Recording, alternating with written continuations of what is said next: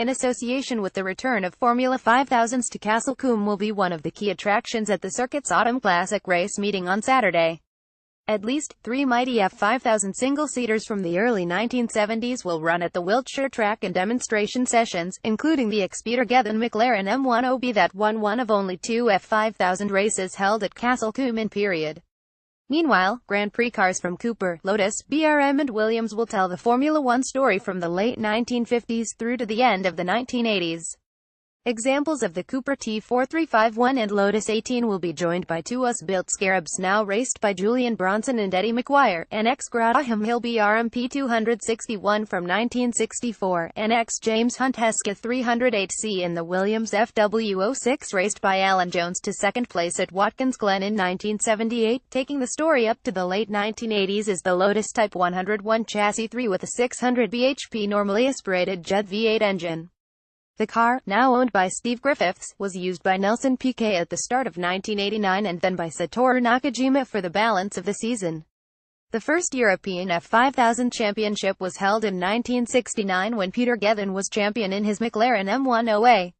In May 1970, the thundering single-seaters arrived at Castle Combe for one of the most prestigious single-seater events in the circuit's history.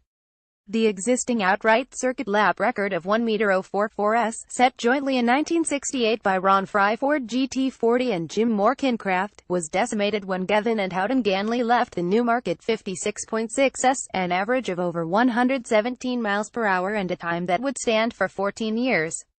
F5000 returned to Castle Combe in 1971 when Frank Gardner won in his Lola T192 from the McLaren M18s of Gethin and Ganley. It was the last F5000 race at Castle Combe as owner Howard Strufford battled to keep the circuit open in the face of major noise issues. The EXSID Taylor Racing McLaren M10B that Gethin raced in 1970, now owned by Martin Longmore, will be driven by Matthew Ware in the parade laps along with two later F5000s.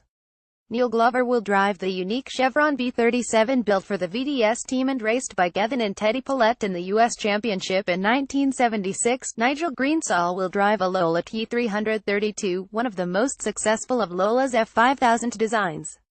Greensall is the fastest man ever around Castle Combe, having lapped in F1 Tyrrell 22 in 50.59s 130.93 miles per hour in 1997, shortly before circuit alterations slowed average lap speeds.